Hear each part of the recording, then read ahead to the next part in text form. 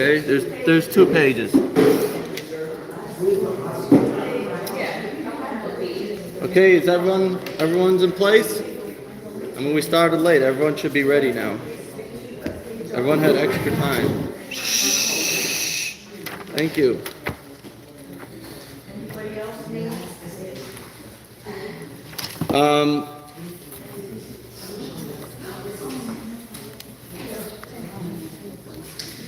We're here at the second lesson of Jewish Course of Why. I decided today to sit down. I hope you could see me, those in the back, because people have been complaining that they can't see the screen when I stand. So we'll see if this works better. We're going to deal with a lot of questions today. We have 12 on the list, as you can see, and some of them are some very hot topics. As you know, here we're not afraid to deal with the hot topics. Doesn't mean everyone's going to walk away happy and satisfied, but we will try to answer everything to the best of our ability. I will ask that, being that of these 12 questions, each one has about 2 or 3 answers.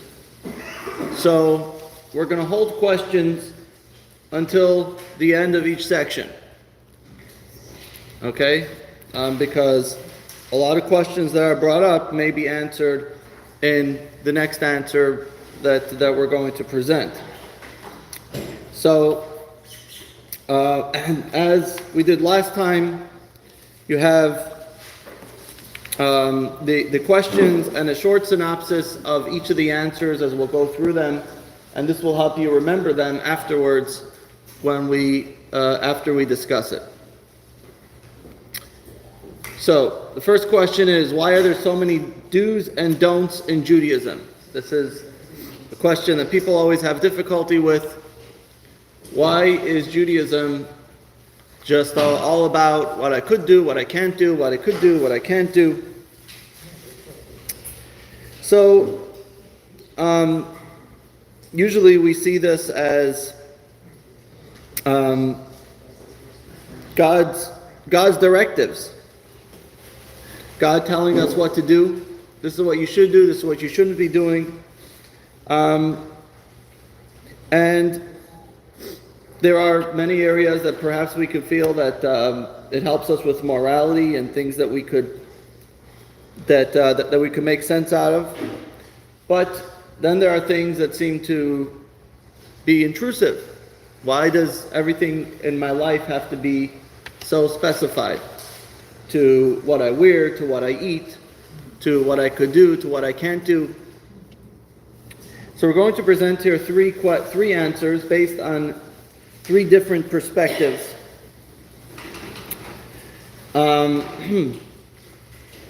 And we're going to break this down. The first one is, why do we have mitzvahs in general? Why do we have mitzvahs in general? Why does God command mitzvahs for us to do?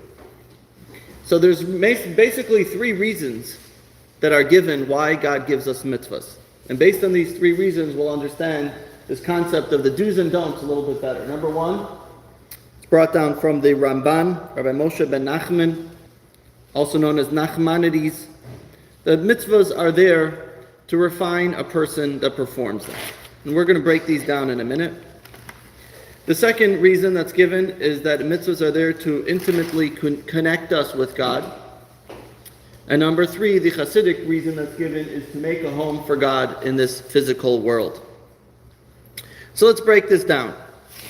The Ramban quotes the Medrash, which says, the mitzvahs were solely given to refine human beings.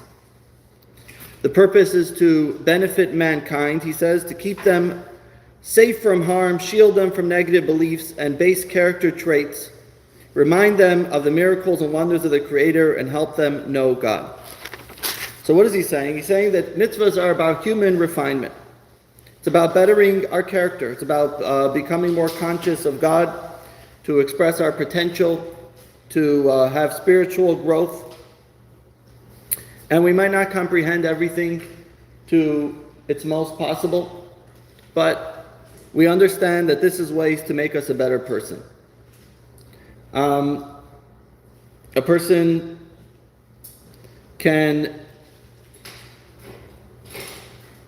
person can say that, well, I have better ways to do it. I think that my way of living is a more refined way. And many people today come up with different things of what they feel is the most moral approach to life. But when we recognize that mitzvahs affect every span and every area of life, personal growth, refinement of character, it's not just about spirituality, but also the mundane life, how we act in business, how we act in relationships, how we act as parents, as children, how we eat, how we interact with the world. And all these are part of making us a better person. And when we trust and believe that God who created us also knows what is the best approach for us to live, then we see this in a different way. So this is one answer, that it's in order to refine us. And so therefore, yes, other people may have other versions of morality, other versions of what's the best for me. But God says, as your creator, this is the best thing for you to do. This is the best life that you should live. The second reason is divine connection. And that is that mitzvahs are given to have a relationship with God. God is the omnipotent, the omnipresent, the all-knowing, all-encompassing. So how could we, as human beings, have this relationship with God? We are very physical human beings who are very limited. So how can you say that we could have a relationship with God? So the truth is that it's impossible, but it's about God allowing us to have that connection. And many people, when we talk about relationship, they see God doing this as almost like the big boss. The big boss saying that this is what you got to do. You got to follow my orders. You have to do what I'm telling you to do. But let's look at it in a different way. In a much deeper way, it's a relationship between two individuals coming close to one another, like a spouse, a husband, a wife coming close to each other. And everything that happens is bringing together our connection.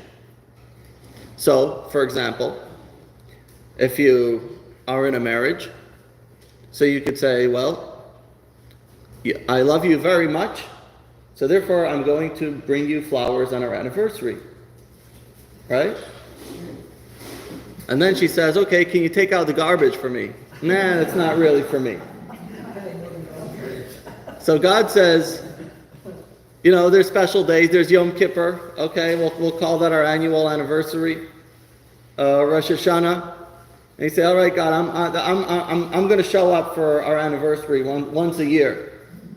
But the other stuff, that's just too much for me to handle.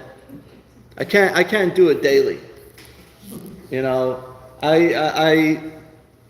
can't, I can't do the daily prayers. That's too much for me. Even some of the mitzvahs, like honoring father and mother, it's not really for me. The parents were not good to me when I was younger. Whatever it may be. There's things that we have difficulty with. Different people have different issues with different mitzvahs that don't seem to line up with the way they feel in life. And so when you look at it as a relationship that God says that this is my relationship with you, What do we say when we make a blessing before we do a mitzvah? Baruch atah Hashem Elokeinu melech haolam asher kiddeshanu b'mitzvotav. What does it mean, asher kiddeshanu? But he made us holy, right? You know what else has the word kiddusha in it? Kiddushin. What does kiddushin mean? Marriage, right? Kiddushin. Kiddushin is marriage. Right? Asher kiddeshanu b'mitzvotav means God made us holy, but what does it also mean? God sanctified us means that God made us the ones that He is, so to speak, marrying. He is singling us out as for this connection. Clinging v'davak be'ishto, connecting to one, v'hayu lebasar echad, becoming one.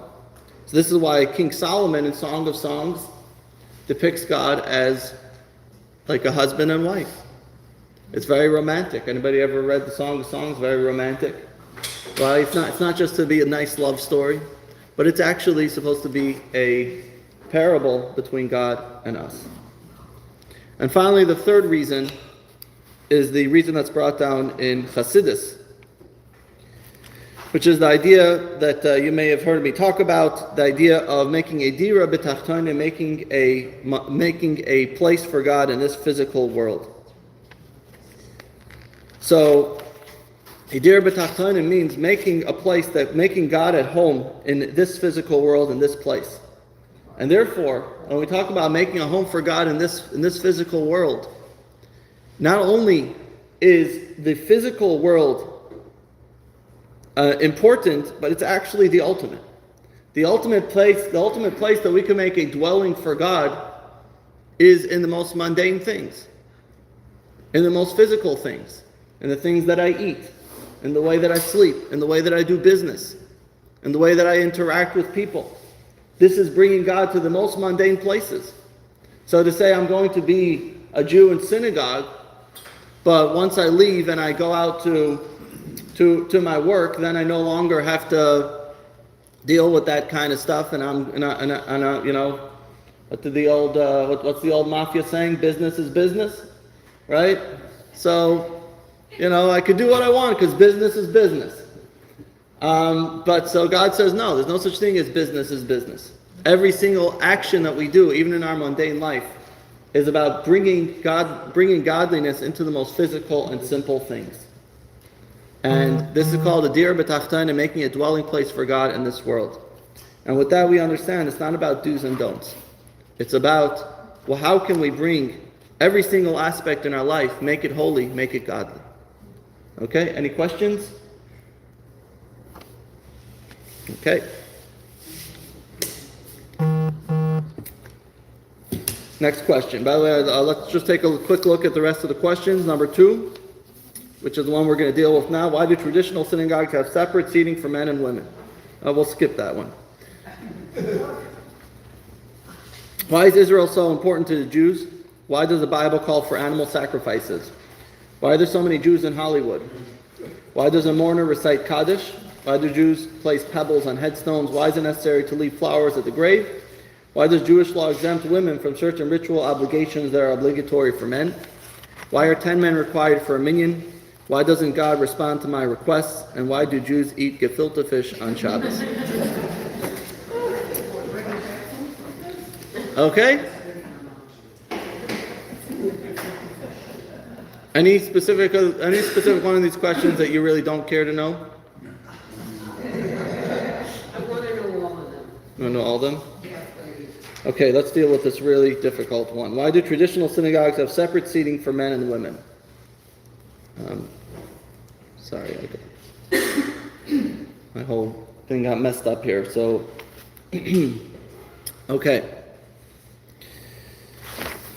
So what is this thing of separate seating? So it's interesting that historically, Jonathan Sarna, he's a historian, that specializes in Jewish American history. We actually had an entire course based on him, Jewish life in America. Some of you may have been in that course. Maybe we'll teach it another time. But he says at the beginning of the 18th century, I'm going to read his wording inside here. Beginning of the 18th century, church seating patterns began to change. Families at first wanted permission to sit together in church on a voluntary basis, and subsequently, family seating became the norm. The family pew won rapid and widespread acceptance in church circles, and Americans, forgetting that there were other possibilities, came to believe that the family that prays together stays together. So you remember that? So it actually in other faiths they also had separate seating in the beginning, but then they wanted to introduce family seating to emphasize the importance of family and demonstrate that religion stands behind the family values, is what he says. This is just simply a historical perspective, and this way you're linking the family values together with together with your religious values, which of course would be more of a reason to want to have mixed seating, to want to seat together. But the truth is that if we think about this for a moment, the synagogue always occupied a very important place in Jewish life, of course. But it wasn't always, or never was actually meant to be the opportune place for a family to get together, for a Jewish family to get together as a family unit. Because we mentioned before, the mitzvahs pervade every aspect of our lives. How we eat, while we sleep, what we do. And the truth is that most of what we do in our Jewish faith is actually not at all connected with the synagogue. Most of it is associated with what we do at home. So the family, of course, is fortified as an important aspect of Judaism, but not because of where we pray, but because of what we do at home. It's at home where parents teach their children to kiss the mezuzah, to recite the blessings, to place coins in the pushka. You teach them about kosher. You teach them about the holidays. Right? What do you remember about the holidays? Do you remember walking to synagogue, or do you remember eating matzah in your house, being surrounded by family and friends? What do you remember most about family traditions? Do you remember about going to synagogue, or do you remember your gefilte fish that your mommy used to make?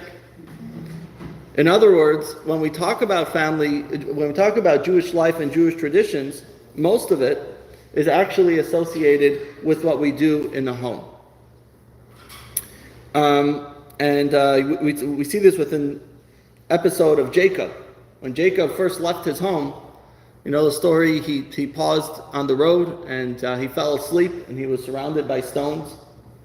And he made this little stone around him in order to fortify him and to protect him.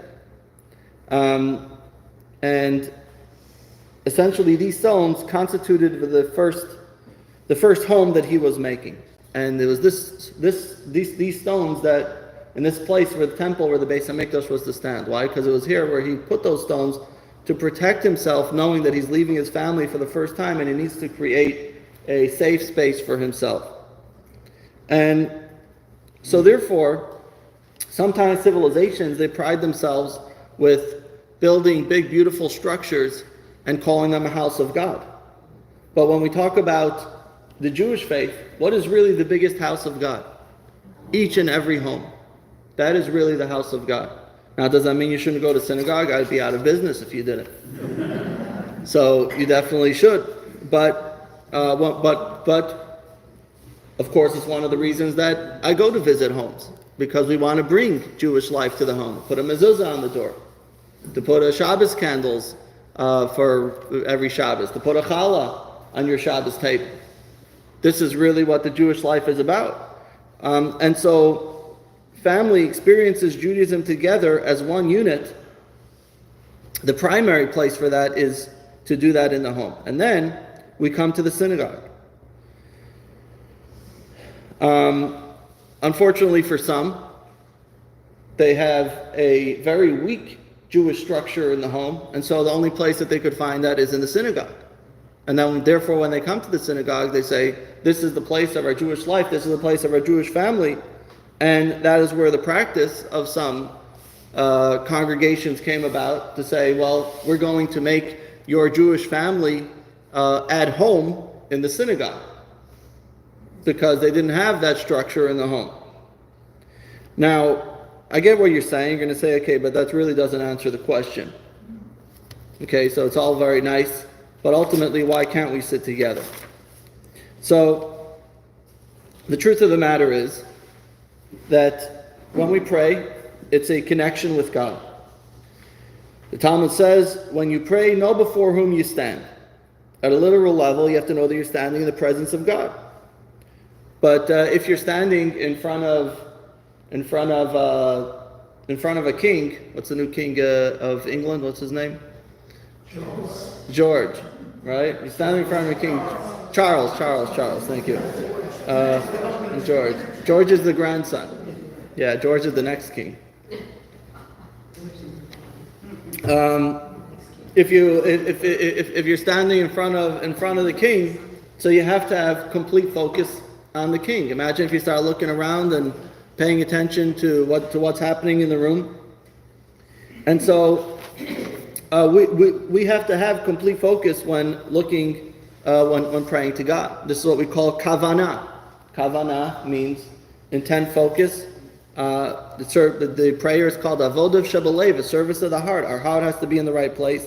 We have to have kavanah, concentration, and emotional involvement when we pray. And this is what the function of the shul is. This is what the function of the synagogue is. That we should connect to God in a deep personal way when we go to synagogue. That is what the function of the shul is. And it's for this reason that there are actually some other interesting laws involving the shul. For example, these are brought down in the Code of Jewish Law. Any designed an artwork on the synagogue walls to be placed above eye level so that it doesn't disturb us when we pray. Windows should be placed above eye level. All right, when we put the windows in over there, we'll make sure to do that. So that we're not looking outside and paying attention to the beautiful cows outside. During prayer, one's eyes should be directed downwards, so that we should be, and so that helps with concentration. Should not pray facing a mirror. One may not eat prior to prayer if one's hunger will distract from concentration. As a matter of fact, it says you're not supposed to even kiss your children in a synagogue. Now, the fact is that love is something that's very powerful, especially love for a spouse or another one. Forget about talking about looking at people that we shouldn't be looking at. So that's why Jewish tradition invented the mechitza. The mechitza is to separate men from women. But the point is not to separate men from women, but the point is to separate both of them unto God. It's not to separate each other, but to separate us so that we could both properly focus on each other. The fact of the matter is, it is a fact of life, whether you want to admit it or not, so especially for men, but for women as well, that when you sit together, your focus is on each other. And especially men, when it comes to women, that is what the focus is. And it's very difficult to focus on God in the presence of the opposite genders who are sitting next to you. So the halacha mandates that you should have separate seating, so that, as I said before, you shouldn't even be kissing your children in shul, because that shows that you are not putting your focus on God. Now you could say, all right, at the end of the day, at the end of the day, are we really doing what we have to? Okay, I mean, some people might have a hard time with this. Number one, you could say, at the end of the day, we don't experience separate seating when it comes to all other areas of our life, and it runs counter to our daily experiences. You could say still, women don't lead prayers, so that makes the mechitza itself look more awkward. Some people feel that women's sections are not as accommodating as men, something that we try to do here. We try to make sure that the women have within their side everything that they need, and that they should have they should be able to see what's going on and participate in everything that's happening. And you could say, well, at the end of the day, many synagogues is a lot of talking and socializing. So what's the difference if we do it? And that's true. That's a problem. It doesn't. Two wrongs don't make a right. So this is as far as the mechitza goes. Any questions on the mechitza? Oh no. Okay, let's go on. Oh, there's really no questions. Okay. Oh, okay. What is the thing with the mirror? Well, you shouldn't be looking at yourself while you pray. Looking at a mirror, looking at yourself. Oh, okay. Yeah. And, forgot the other one. All right. Still remember last time I taught this course, there was a woman from another synagogue who gave me a really hard time with this. It was, doesn't God want us to come together in the congregation to be together also? I mean, isn't that an important part? You know, of all of us getting together? For the kiddush afterwards, yeah. Not during prayer. Right. Not during prayer. Yes, obviously it does have that element of. By the way, the two in the back, you may want to sit on the side. You may be able to. Yeah, Monica, I'm saying if you want, there's 2 seats there, unless it's fine for you.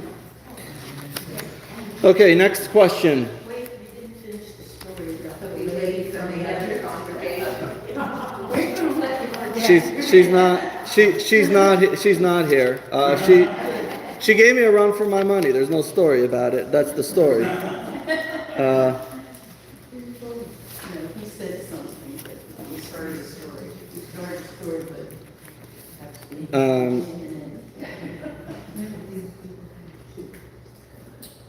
Number 3 is good. Okay, number 3, Israel. This is good? Yeah.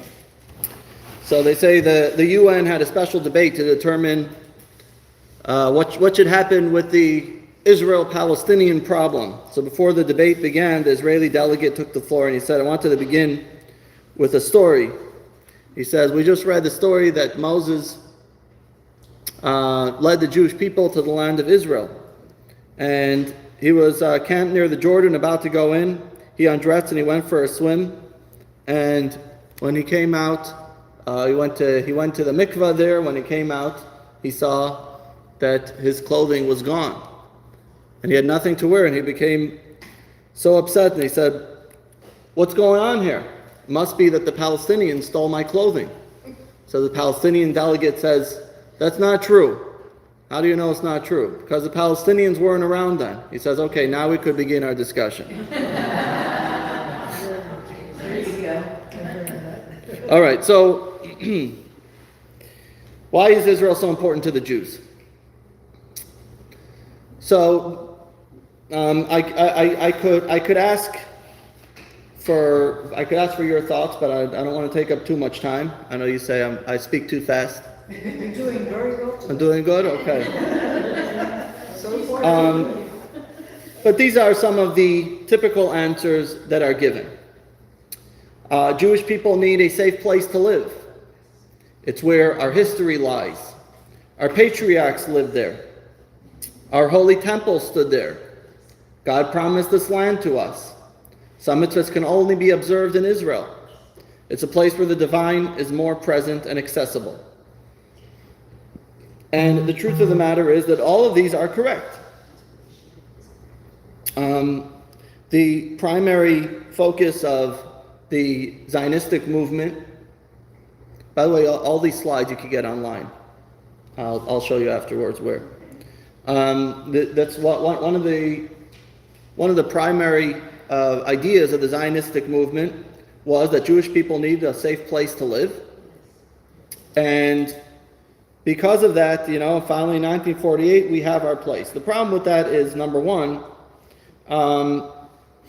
if this is the safest place that you could come up with, right in smack in the middle of the most dangerous and volatile neighborhood in our planet, okay, I think that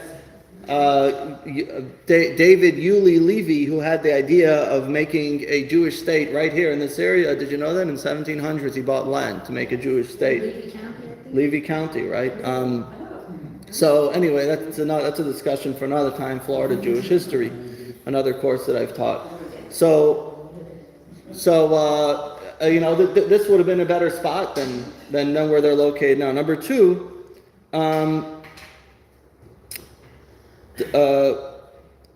those who feel no need for refuge. What if I feel I don't need? What if I feel I'm safe here? Then I don't need a need for Israel. And number three, if it's only to protect us, there's nothing actually very constructive or positive, just to keep me safe. And number four, that would mean that Israel is stripped of any religious significance. So therefore, obviously, some of these other reasons are very important. So let us begin with the Rashi on the very first verse of the Torah, Bereshis bara Elokim. The Rashi asks, why does the Torah begin with the story of the creation of heaven and earth and the story of Abraham, Isaac, and Jacob? Seemingly, it's all really irrelevant. Really, the Torah should begin with the story of our people. The Exodus of Egypt, that should be the beginning of the story of the Torah. I mean, it's nice stories, Abraham, the whole story, the history, Noah, and the flood, it's all great, but why is it really relevant?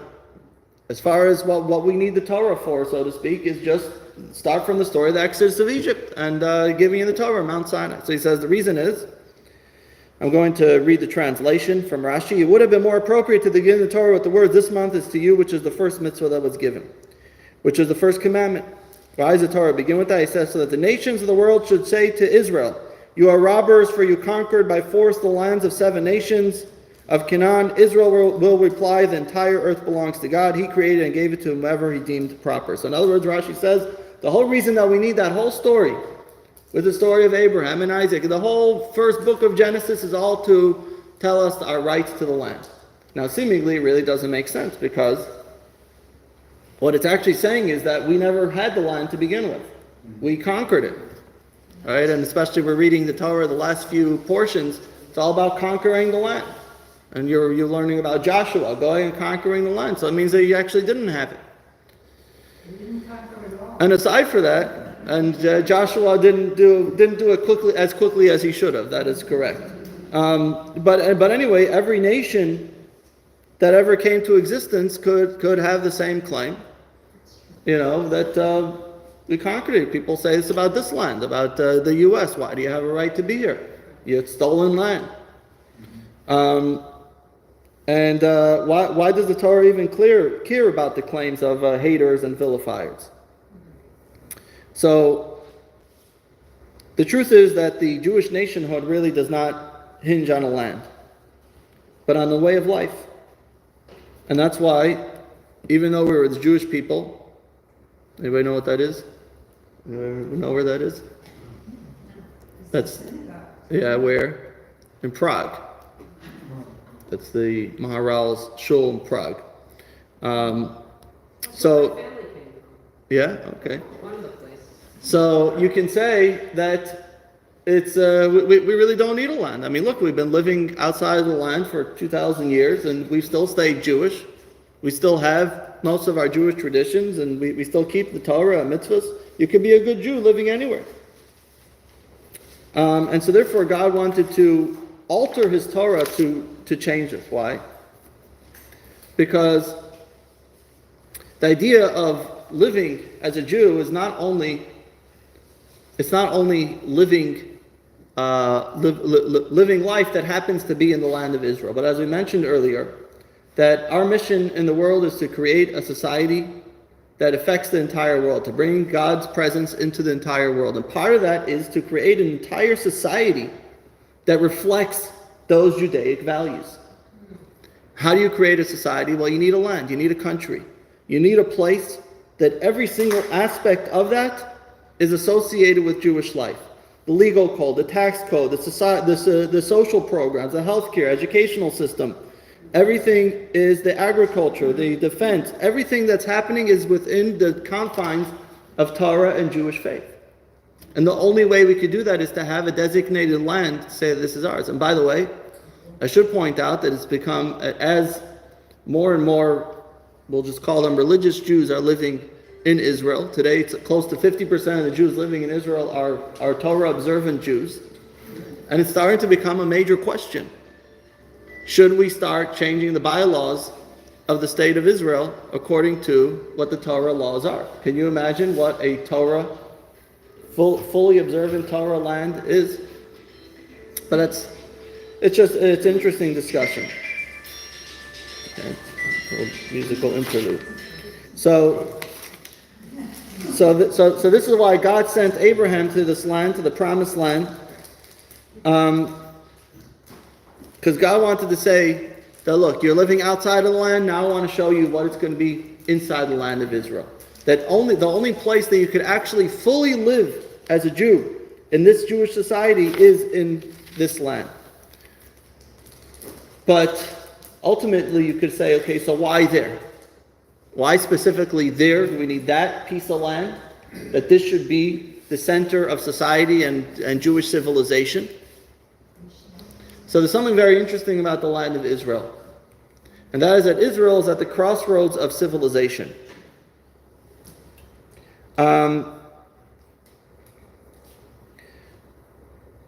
If you take a look at exactly where it's located, Israel is literally, geographically, between the north and south. Let me read this inside Rabbi Aryeh Kaplan.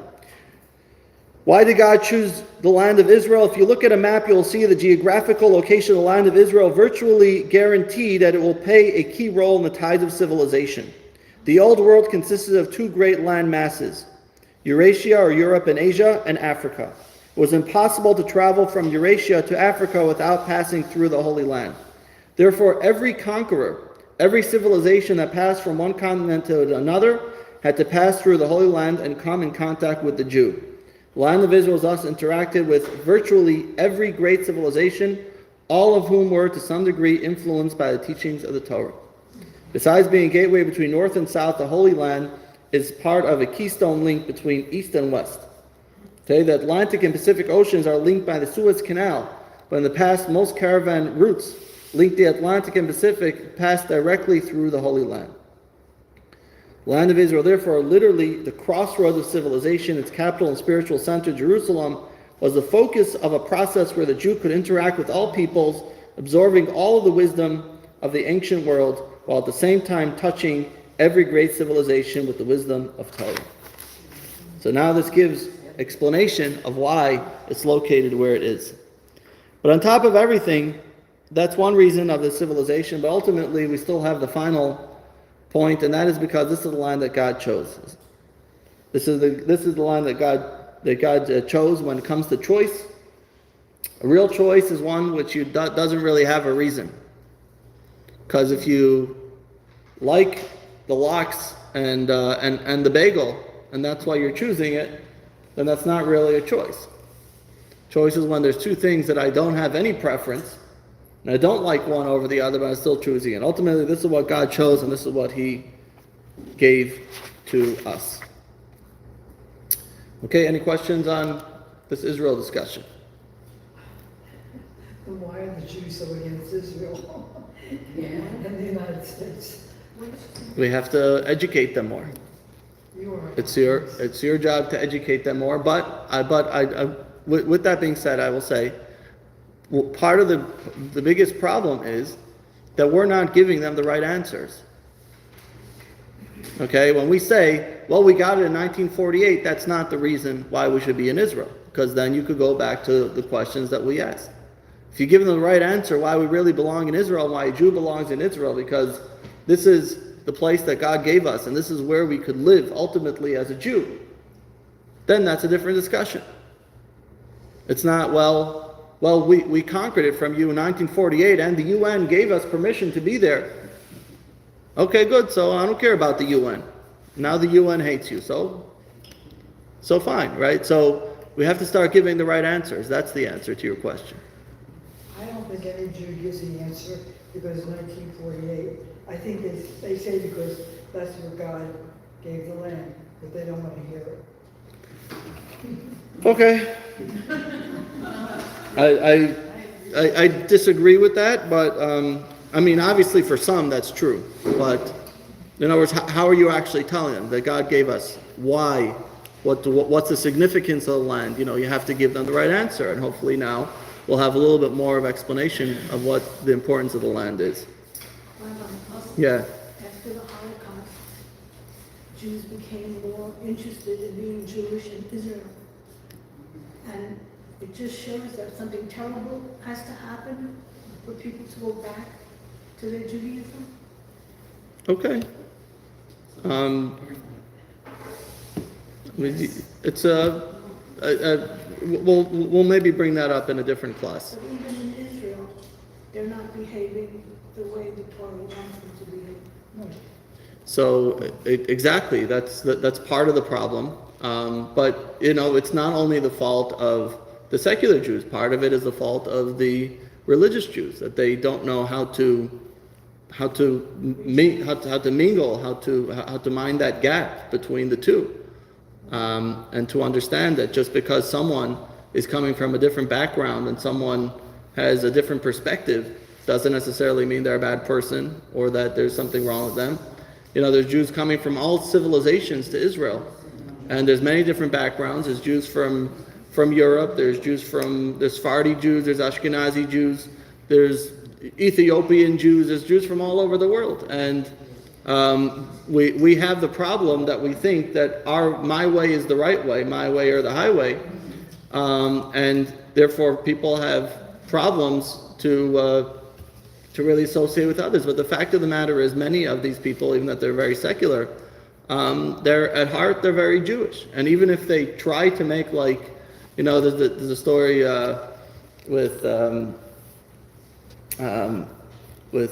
was it? Rabbi Steinsaltz. He was a teacher in the Hebrew University, and there was a very, very secular professor there, and he made sure that on every Shabbos and on Yom Kippur he would go ahead and eat pork. And so he went over to me and said, "Look, I have my way of celebrating Shabbos, and you have your way of celebrating Shabbos." In other words, the point that he was telling him was that, why do you care so much to make sure to eat pork on Shabbos? If Shabbos doesn't really mean anything to you, right? You want to say Shabbos is meaningless. So therefore you have to eat pork on Shabbos. In other words, what's really happening is they have a deep connection, but there's a blockage there. They have a problem there with bringing it out properly. And a lot of it is societal problems that have to be dealt with. That's one of the reasons that Chabad manages to get along with everyone. Yeah. But God said we can't eat pork, so I know. if someone is eating it, they're not following. Obviously, I understand that, but my point is that at heart he's obviously very Jewish, because why would he care to eat pork on Shabbos to prove his point? It means that there's something inside that's telling him that I have to prove otherwise. He's in rebellion. He's in rebellion, exactly. If he didn't care, then he wouldn't care to do it. That's what I'm saying, right?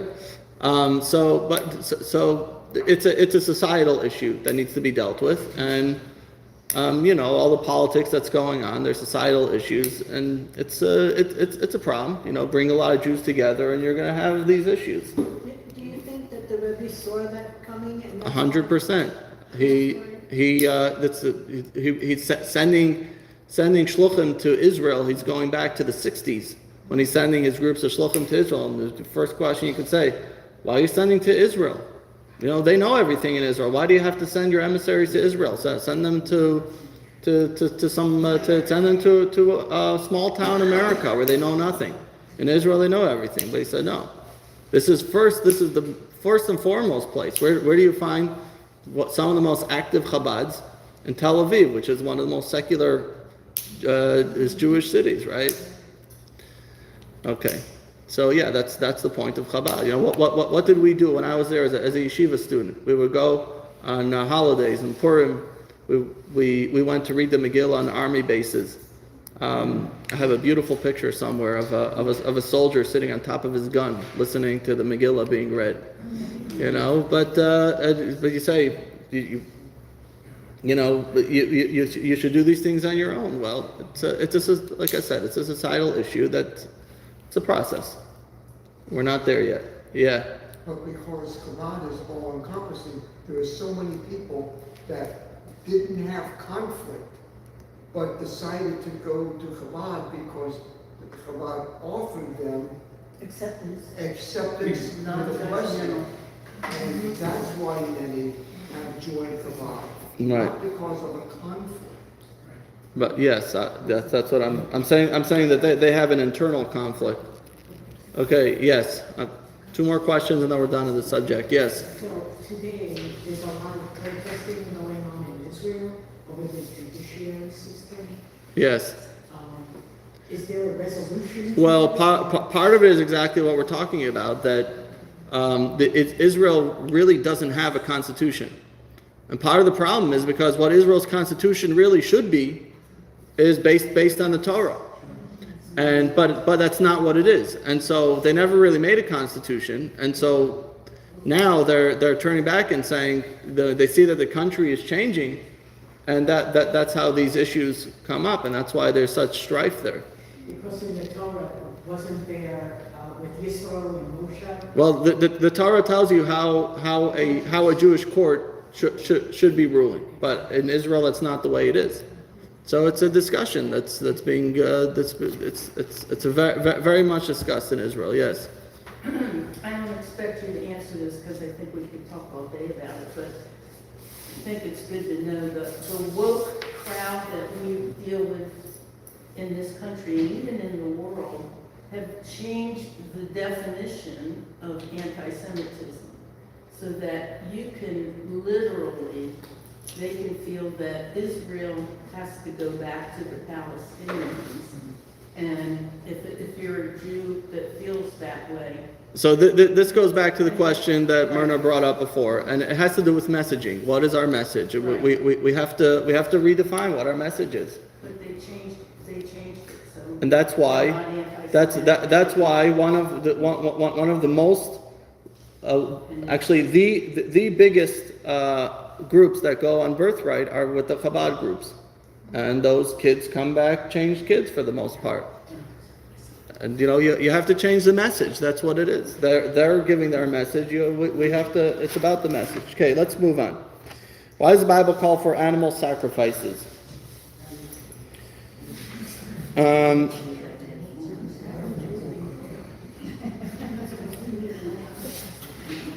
Okay, so the right to utilize. Oh my God, it's late. Okay, we'll keep this one brief. The right to utilize animals is something that was given from the very beginning of creation. And obviously, there's many people that are concerned about proper treatment of animals. Is it wasteful? What's the point? How does it benefit? So the truth is that God tells Adam in Genesis, God blessed Adam and Chava, and God said to them, "Be fruitful and multiply, and fill the earth and subdue it, and rule over the fish of the sea, and over the fowl of the sky, and over the beasts that tread upon the earth." So the question is really, why is it important that man have, so to say, what does this mean to subdue it? What does it mean to have dominion over the other creatures of the world? But the truth is that it's not about about having more power or showing who's in charge, if you will. But that really goes back to what we've talked about earlier, and that is that God wants that everything should be elevated and everything should be used for a good purpose, and that goes even to the most mundane things, and even things that are even a stone in the ground. There's a saying from the previous Rebbe. It says, "While walking in the street, one must think words of Torah. But when someone goes about not occupied with Torah, the stone he treads upon exclaims, 'Bulak, clod, how do you trample on me? How are you higher than I am?'" So even something as inanimate as a stone says you have to have a right to be trampling on a stone.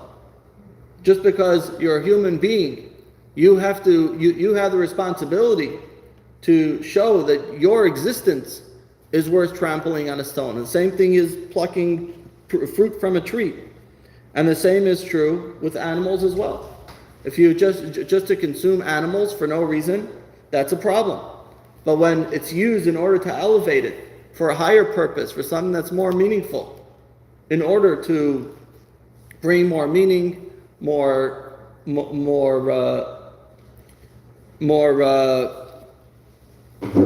elevation to everything that we have, then we're using it for a greater purpose. Which, by the way, is one of the reasons that in Judaism you're not allowed to just hunt for a sport. Right? It could only be done if it's used for consuming, and for using that meat that's being consumed in order to use that energy for a higher reason, which is in order to serve God properly. So when we talk about benefiting from anything in this world, it has to be tied to our spiritual mission. It has to be tied for something that is of a human benefit in order to elevate it and to use it better. And so therefore, when it comes to animal sacrifices, it also has to be for a reason, and it has to be in order to elevate it in the right way. Now, What about when they swing those chickens? one second, let me finish. Well, the next point will actually answer that. Now, there is another explanation. You could say sacrifice are chukim, so we don't really have the full explanation. Chukim are the mitzvahs that we don't fully understand. But there is a reason for animal sacrifice. And that is that when we are sacrificing it, it's not as Maimonides says, the Sefer HaChinuch, says that when we're bringing a sacrifice, it's not meant to just bring an animal and to get rid of that animal, but it's meant for us to have introspection. First of all, you should know that a lot of the sacrifices are actually eaten by the Kohanim or by the owner, so it's not that they're just completely burned. It's the part that are inedible for the most part that are burned, except for a few. But the point is that when a person looks, if a person has sinned, and he takes that sacrifice, he takes that offering, that is supposed to bring about an emotional impact for the person that's bringing it. We have to see ourselves for what is being done and learn from what's happening in the situation. This should help us to discourage transgression. It reminds us of the fleeting nature of the material. It shows us that just like the life can end with this, it can be affected with a person as well. And to know that life is short, and we have to be very careful for everything that we do. And so therefore, if a person sins, they're bringing that, and that brings about the introspection to be able to grow and to become a better person. And why doesn't the Torah, you could say, just just meditate and just think about it? Well, the fact of the matter is that meditation is, if it's not something that your physical eyes don't see, then it doesn't have that emotional effect on it. When you see that an animal is being affected, then that actually helps the person to see what's going on with their life and to become a better person. Now, so that inspires us to look for purpose and spirituality, and that also helps us to elevate all of animal life. Now, the truth of the matter is that even today, when there's no animal sacrifice, we also have to bring sacrifices, but in a different way. How are sacrifices brought today? Through giving tzedakah. Through giving tzedakah, we are elevating everything that we do. We recognize that the work that we're doing, the business that we're doing, the life that we're living has to be elevated. It has to be for a higher purpose. And it can't just be that we're doing what we're doing and then moving on. But the tzedakah, especially, it says that you should give even a fifth of the income for tzedakah. And it says you're supposed to give up to a fifth, a minimum of a tenth you're supposed to give. But even more so, if a person sins, it says you give up to a fifth. But what is the point? That when you're taking it, you're actually connecting in a physical, tangible way to recognize who we are, what happened, how this affected our life, and how we have to become better. And that is the point of these sacrifices. Now you threw in there about the chickens. So the chickens is actually the very similar concept. It's the idea that you are that you're taking the chicken and it's being used as an atonement. But the point is to recognize that this chicken, yeah, you're going to send it to, they're not just being thrown out, they're being used to feed the poor. But to see that what's happening to the chicken could have happened to the person, that's why it's done right before Yom Kippur, and that's supposed to awaken and inspire within the individual self-introspection as they prepare for Yom Kippur, to see what's happening, and that should help the person to do proper tshuva, to do proper repentance on Yom Kippur. I know PETA doesn't like it, and I know at the end of the day some people are going to have an issue with this, but that's what it is, yes. Excuse me, are only animals that Jews are allowed to eat used for sacrifices? Yes. You're saying non-kosher animals? Right, correct. You can use non-kosher animals. You cannot use non-kosher animals. Okay, yes. I will never forget the day that I came home from school and my mother was swinging a chicken around her head in the bedroom. Okay. You want to skip this one? You don't want to know this one? Okay, next one. Can I ask a question about the last one before we go into Hollywood? Yeah. So, We'll do it briefly. Yeah. I hear a lot of what you're saying. However, some of the reasons that you brought forward, there's some controversy about it. So, for example, when you say that in Genesis that people were told that they should rule over animals, over the animal world. The word that's used in Hebrew is limshol, which could also is taken from the word to give an example. Okay.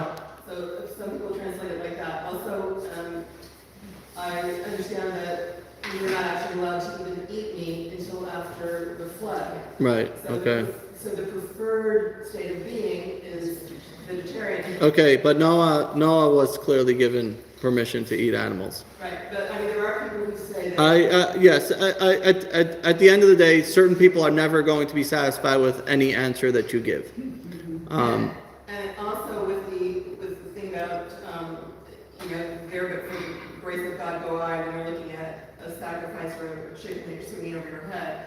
I mean, this is literally where the word scapegoat came from, is when they used to send a Seir Azazel, so the goat into the desert, yeah. to take on the Sins. of the people. So the term scapegoat, as we understand it today, is like instead of taking responsibility yourself, you're blaming someone else. And so I'm not sure that. Okay. It's at the end of the day. Let me just put it this way, okay? Again, this is a perspective issue. In the world, there's the triangle, the recycling triangle, right? Why? What's the idea of the recycling triangle? Because it's supposed to show you how everything goes in a circle, right? So everything has its life circle. And that goes from the most inanimate objects to plants, to vegetation, to creatures that eat each other, and the human being. That's the circle of the recycling. But the Jewish perspective is not like that. The Jewish perspective is that it's actually a ladder up.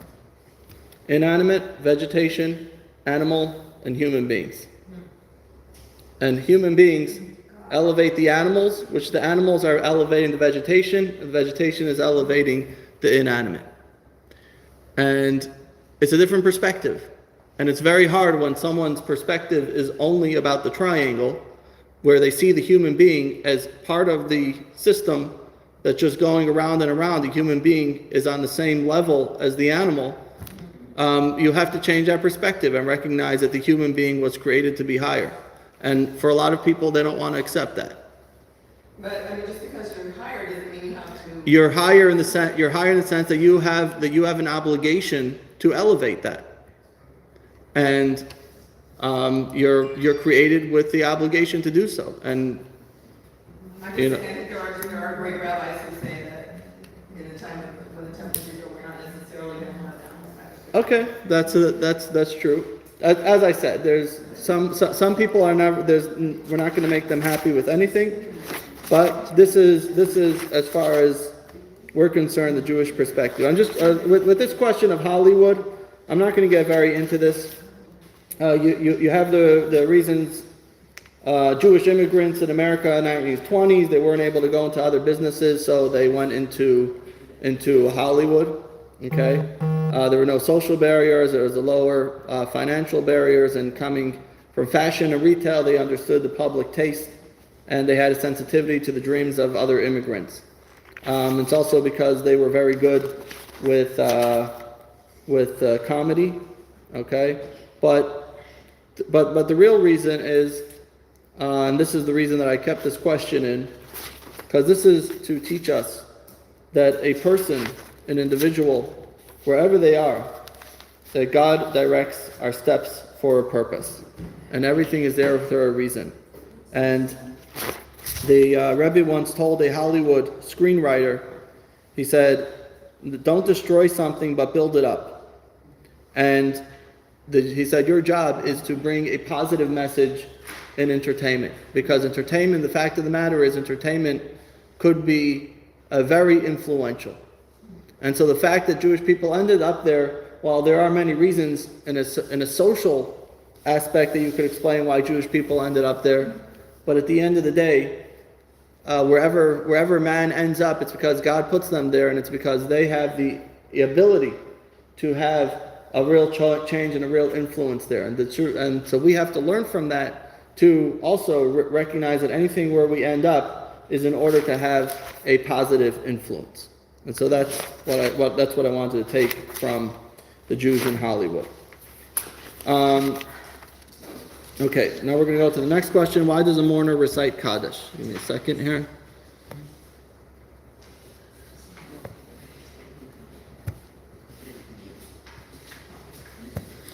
Okay, why does a mourner recite Kaddish? So if we, number 6. So if you look at the text of Kaddish, it's actually quite strange, because Kaddish really has nothing to do with death or mourning in any way. So what is it exactly about Kaddish that is being said?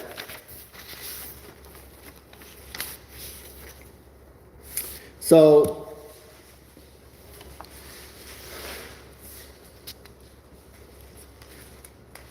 Kaddish is about bringing holiness. Yiskadal v'yiskadash shmei Rabbah means the great name of God be exalted and sanctified in this world. Why does that have to do with someone passing? Because every single person in this world has their obligation of why they're created in order to be a Yiskadal v'yiskadash, to make holy and sanctify God's name in this world. And each and every person is born with that obligation in their way, in their place that God put them. And we have to each do our part in order to bring that about through our life and through our Torah mitzvahs and through our social connections in the world to bring about God's name in the world. Unfortunately, not everyone fully does their mission the way they should. So after it comes one passing, it's the job of the mourners to fill in that void. And to say that whatever their parents or relatives had to do or accomplish in this world, they have to try and fill in and continue on that legacy and to continue on to perpetuate that which that individual lived for. And so therefore, saying Kaddish is a reminder and helps elevate the soul for the soul's purpose of why that was created. And by simply mentioning Yiskadal v'Yiskadash, by simply mentioning the idea of sanctifying God's name, that helps elevate the soul of the individual, which that was his reason for being here in this world. And by the loved ones reciting that Kaddish, they are helping that soul be elevated. So the deceased had left a void that we fill, and the mourner. Okay, so that's one reason. The second reason is that it's also for the mourner. So in other words, one reason is for the deceased, and the other reason is for the mourner as well. Because what happened with the mourner? They're experiencing the most devastating loss that a person could experience, the passing of a loved one. And so a large part of grief comes with a person, having difficult feelings, sometimes not even accepting what's happening, the pain of the loss that goes on with that. And so the Torah says that part of life is to recognize that everything that happens in this world is not random, but it's God's will. And everything that happens is because this is the way Hashem wanted it to be. And so therefore, saying Yiskadal v'Yiskadash Shmei Rabbah, exalted be his name, is recognizing that what happened is the way it was meant to be, even if we don't understand it, even if we can't explain it. Reasons for Kaddish. Okay? Why do we place pebbles on a headstone? And together with that is the second question of why is it not customary to leave flowers at the grave? So it's brought down in a book of customs. Our custom is to tear grass from the area of a grave or to place a pebble on the headstone is only to bring honor to the deceased by indicating that people were at the grave. Sometimes people tell me that they don't want to be buried because no one's going to come visit them anyway.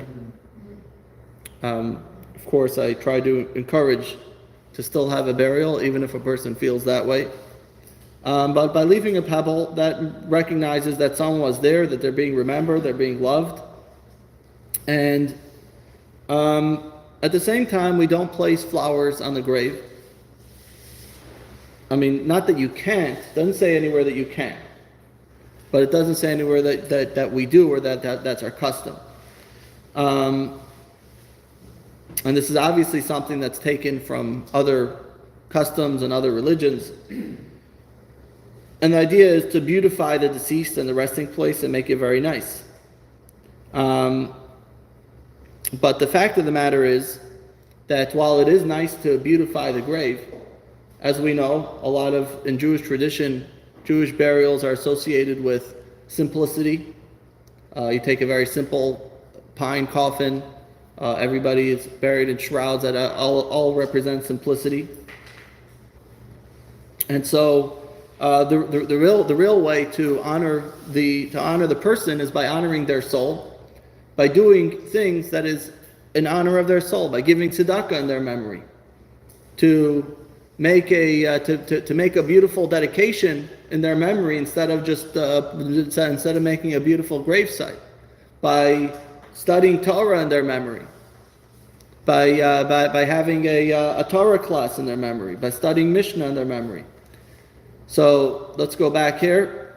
The pebbles honor the individual because it indicates that there are people there, that people continue to go to visit, to seek them out.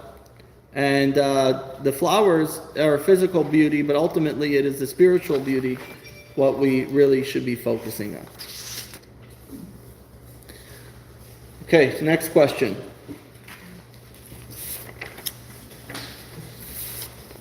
Hope we'll be able to get to the gefilte fish.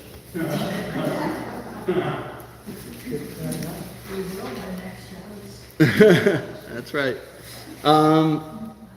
Why does Jewish law exempt women from certain ritual obligations that are obligatory for men? Okay, good. That's actually the answer. All right. Next question. Thank you. She said because they have enough to do. That is actually the answer in short.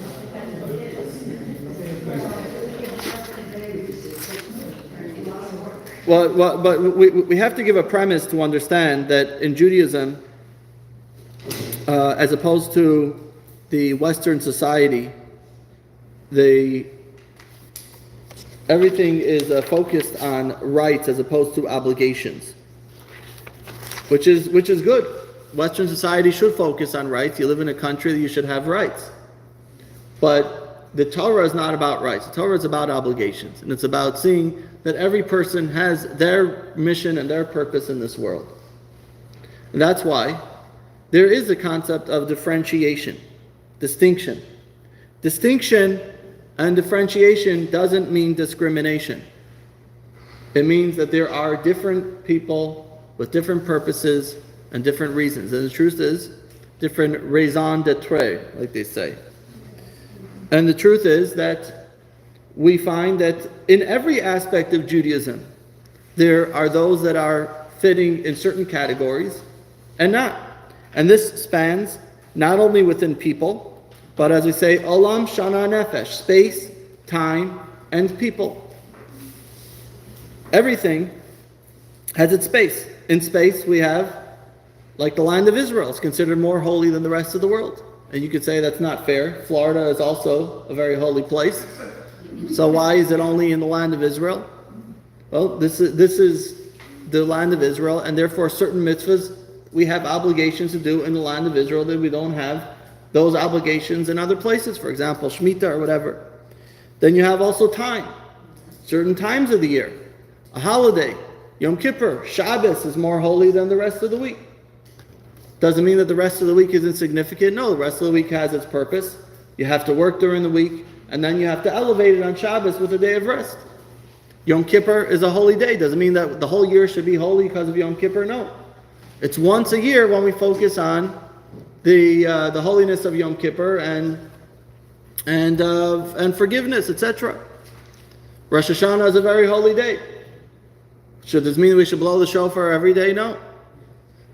Passover is a wonderful holiday. Should we eat matzah every day? I don't think that would be very popular. On Passover, matzah represents what it does, but it's not for the rest of the year. And the same thing is with people. Everyone has their time, their place. Within people, you have not only men and women. You have a Kohen, a Levi, a Yisrael, a Kohen Gadol. There are people with different obligations. And each one has their fulfillment and their mission. Imagine if when you go to war, so everyone wants to be a commander. You have no one on the battlefield. Now imagine if everyone's on the battlefield and you have no one as the commander. That's also going to be a problem. Imagine what kind of chaos that will bring. Western thought is always looking to minimize differences in the name of equality. And by the way, that has its place. That has its place. I'm not saying that that's completely wrong, but in this aspect, it's problematic because it's not a question of what's my rights as a Jewish woman, but it's what is my place, what is my obligation, what's my responsibility, what is my purpose as a Jewish woman. By the way, how many mitzvahs are there that women are exempt from? 14. You cheated, right? Yes. 14. What are all the mitzvahs? Are they on here? No, they're not on here. Here are all the mitzvahs that women are exempt from. Shofar, sukkah, lulav, tefillin, tefillin on, tefillin on the head, tzitzis, shema, sphere, sa'omar, procreation, circumcision, Torah study, priestly blessings, groom's obligations, and writing a Torah scroll. What do all these have in common? All these are what we call mitzvahs shehazman grama. All these are mitzvahs which are time contingent, where men are obligated as opposed to women. What? But that doesn't mean Well, you can't do them, does it? one second. Let me finish. So all of these are time consuming mitzvahs, and all of these are so you could say why? Well, we're going back to something that we discussed a little bit earlier, and that is recognizing the importance of family, and the importance that in Judaism family is the primary focus, and And being as it may, if a woman would be obligated in these things, then she may lose the focus that she has to her family, to her home, and therefore they and therefore it's something that we want to make sure to keep that to keep that within the society, that women should continue to keep about their responsibilities. Nevertheless, most of these things women could do, right? Obviously, if a woman wants to hear the shofar, she could, if she doesn't have to be at home. But they're exempt because we need to keep that about. And ultimately, it is the woman who is educating her children and keeping the family going. That is what kept us all these years. Imagine if we lost that aspect. Imagine if we lost what we would call the Yiddish mama in the home, then there would be no Jewish future. Rabbi, I have a question. 1 second. We have to first finish the section and I'll take questions. So,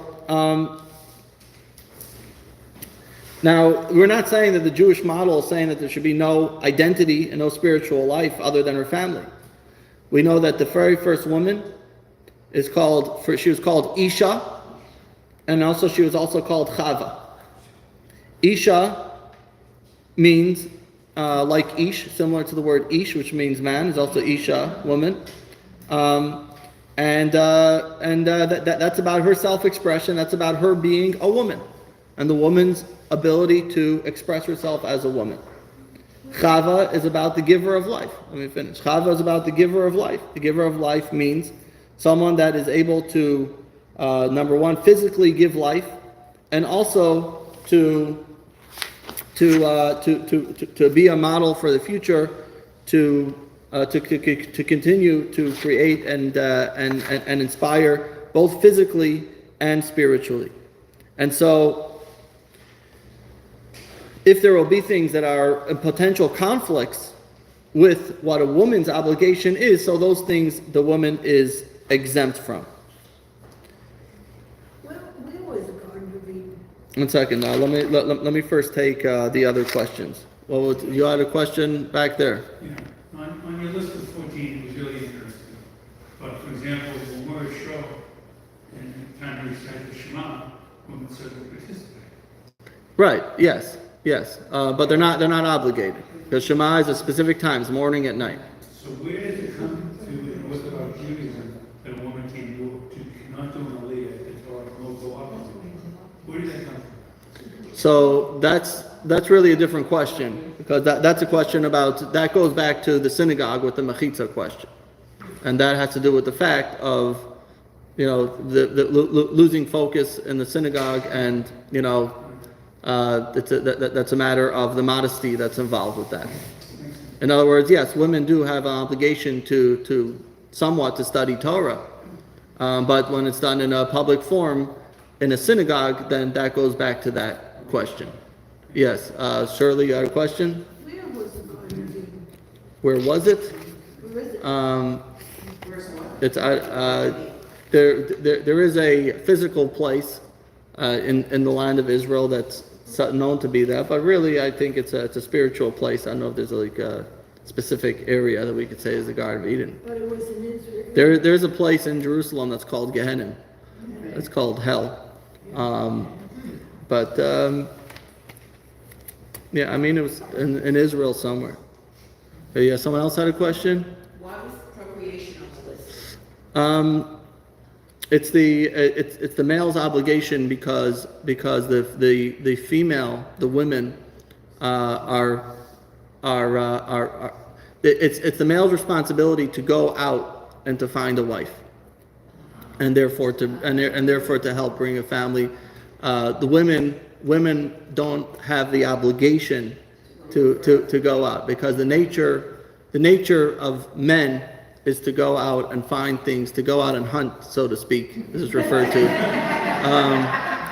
So I know you could say today with the shidduch crisis, maybe women have to be a little bit more aggressive.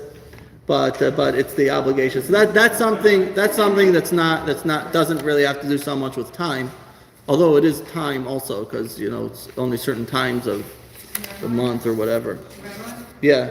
what are the groom's obligations? What is what? That was on the list. The groom's obligations. It has to do with what we discussed before. Certain things that men are responsible to give to their wife. When you get married, you have to write a ketubah, right? What does the ketubah say? It says, "I'm going to take care of you." Basically, there's 3 primary obligations: to take care of her, to take care of her needs, to feed her, to dress her, and to take care of her intimate needs. That's why you're gonna sign it. And then there's also there's a list of obligations that a man has to being married, and if not, then the ketubah basically guarantees that. And even if you get divorced, you have to pay up the ketubah. Okay, let's go on. Oh wow, we're already out of time.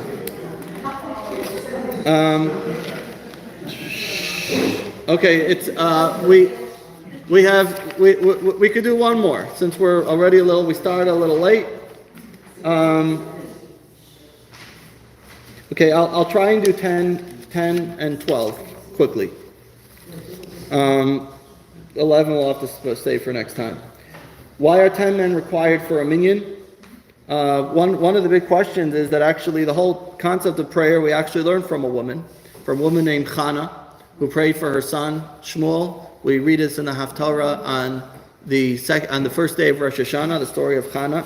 So a lot of the aspects of prayer we actually learn from Chana, who's a woman, and we learn about how to properly pray. But yet we see the concept of a minyan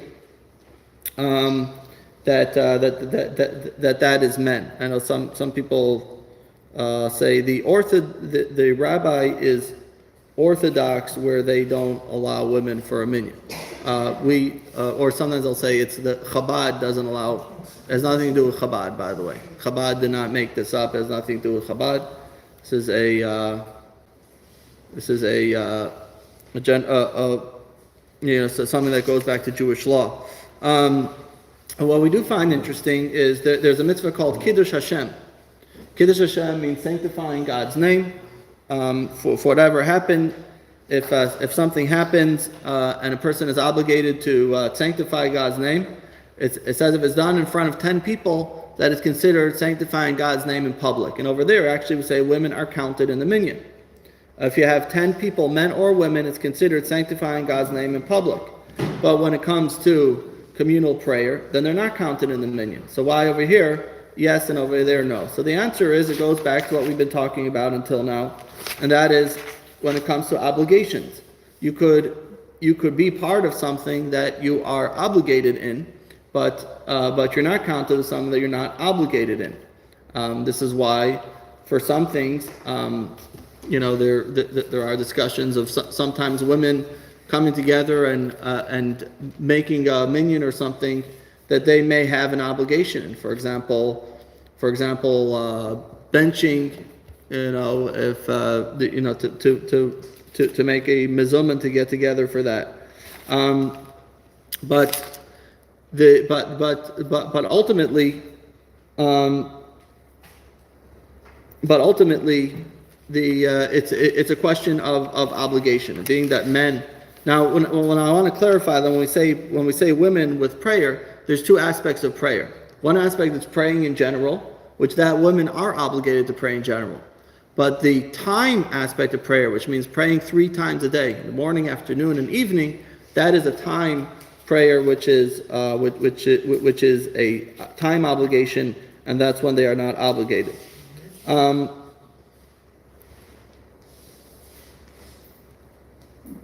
Now, obviously, at the end of the day, you feel that women may not be involved, and it's true that for some people they feel that they're not able to play a primary role in Judaism. But as we mentioned before, ultimately we have to have the very first point that we talked about as our guiding light, and that is that we have to know that the primary Jewish life is not meant to be in the synagogue. The primary Jewish life is meant to be in the home. The synagogue has its place for prayer, for Torah reading, but aside for those few aspects, everything else of Jewish life is meant to be in the home, and it's meant to take over every aspect of our life. And when it comes to that, women are not only part of it, but they're actually the primary aspect of it. When it comes to eating, to Shabbos, to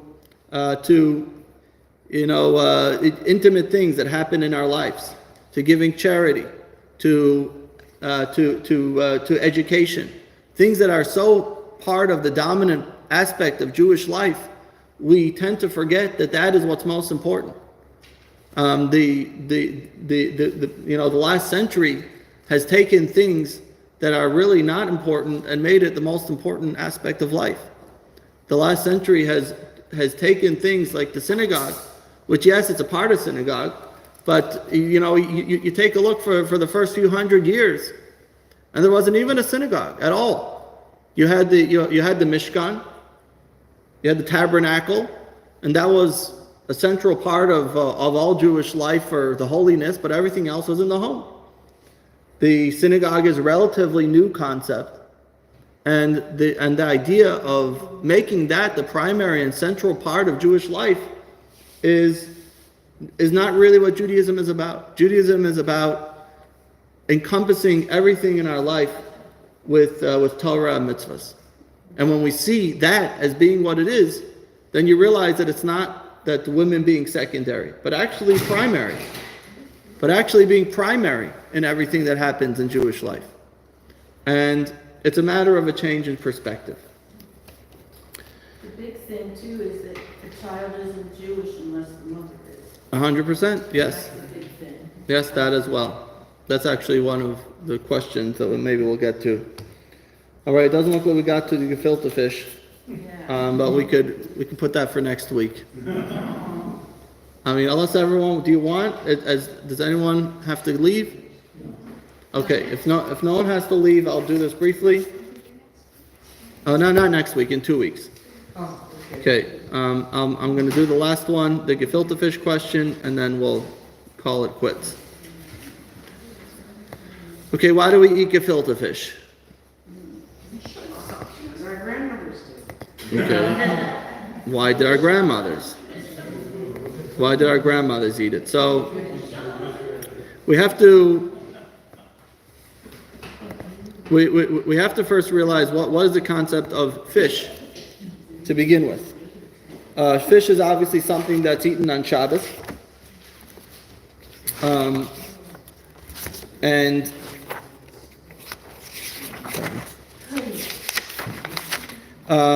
the Talmud says like this. How do we have pleasure on Shabbos? Rabbi Yehuda son of Rav Shmuel bar Shila said in Rav's name, with a dish of beets, large fish, and heads of garlic. Rav Chia bar Ashi said in Rav's name, even something small, if it's prepared in honor of Shabbos, it satisfies the obligation to take delight. So we see what is something, a pie of fish hash. So we see that according to both, the concept of eating fish on Shabbos is something that goes all the way back to the time of the Talmud. Rabbi Tzadok of Lublin says the primary way to take pleasure on Shabbos is by consuming fish. Unlike animals, there's no prohibited fats in fish, nor is there the prohibited sciatic nerve. Although poultry does not have these prohibited elements, the prohibition of blood still pertains to poultry and must be slaughtered in a proper manner. None of these laws pertain to fish. With regard to fish, there is no mixture of holy and unholy. So what is he saying? That there's also a spiritual significance to fish. The fish, there's no mixture of holy and unholy. There's no part of the fish that you're not allowed to eat. When it comes to meat, there's very specific laws. There's many laws of what part of the fish you could eat. But when it comes to when it comes to fish, every part of the fish is good. The fish has to be a kosher fish, but the fish itself doesn't. You're allowed to eat all parts. There's no bad. I mean, obviously, I'm not suggesting that you eat the bones, but but there's nothing that ritually is impure in fish, unlike meat and poultry, where there's things that you're not allowed to eat. And so this also, in a spiritual sense, represents Shabbos. Shabbos is complete holiness. Shabbos is a time that's completely holy, and so it's associated with fish. Also, fish live in the, and so therefore there's less possibility of failure. Also, fish live in the water, and so fish are always aware of their source. And this represents the idea of being in the water, represents the concept that we are always aware of what our source is. When you live on land, you don't see our source of life, which is God constantly giving us life. A fish, if it goes out of the water, it's done. It always has to recognize the source of life, it's always there. And that's the idea of being covered with water. The water represents the holiness, represents godliness, completely consuming us. So the idea of eating fish on Shabbos goes back all the way to Talmudic times. Now, where did the concept of gefilte fish come from? So what does that have to do with gefilte fish? So I'm just going to read this for you. This is from a book, Shabbos Fish. In the last 200 years or so, the custom has become to eat the Shabbos fish as gefilte fish. The phrase is, of course, the Yiddish for stuffed fish. In the original version of this delicacy, the fish was chopped, mixed with flour and condiments, and its filling was used to stuff the skins of the fish. The whole was then cooked, cut into slices, and served. An important reason why fish rather than meat became the preferred Shabbos fish was economics. Impoverished Jewish communities could hardly have afforded meat on every ordinary Shabbos, but some kind of fish was usually available at prices that were within reach.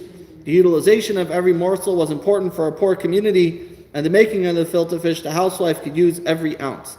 The Shabbos law specifically, the preferred manner in which the edible part of the food shall be prepared, and the edible portion, and even in a manner in which the residue of the meal, such as the peelings of the pits of the fruits or the bones of the skin of the fish, can be removed from the table and is laid down in the rules. To do so according to the strictures of the halacha requires learning, not which everyone possessed, and which could not be expected from the indigent guests who were often invited to the Shabbos table. All these problems were eliminated by serving fish in boneless and skinless portions. So basically what we're saying is, there are two reasons. Number one is economic reason, because the fish, the fish was also more affordable, and also you can take it and chop it up and mix it. The gefilte fish was mixing with flour and condiments and carrots or whatever, and you're getting more out of a fish by stuffing it. But also there's also a halachic reason, and that is because even though you're allowed to eat the entire fish, but obviously you're not going to be eating the bone and stuff. And there's halacha on Shabbos about removing the bones. It's not so simple about how you're allowed to do that on Shabbos. And be as it may, when you're serving fish, gefilte fish, that removes any halachic issues that could be with eating fish on Shabbos. So number one, there's the concept of eating fish in general on Shabbos. Number two, there's the economic aspect that it's more affordable. And number three, the halachic reason that while you're supposed to eat fish, but it could be difficult, some questions as far as how to eat it properly within the guidelines of Shabbos law, and so therefore when you're serving it as a gefilte fish, those issues are removed. How much shrimp and lobster? Shrimp and lobster, they're not kosher. Well, any fish that's kosher has to have fins and scales. And that excludes lobster or any other fish, even catfish. There's no place to get kosher food around here. You can get kosher fish in any supermarket. You could buy salmon, you could buy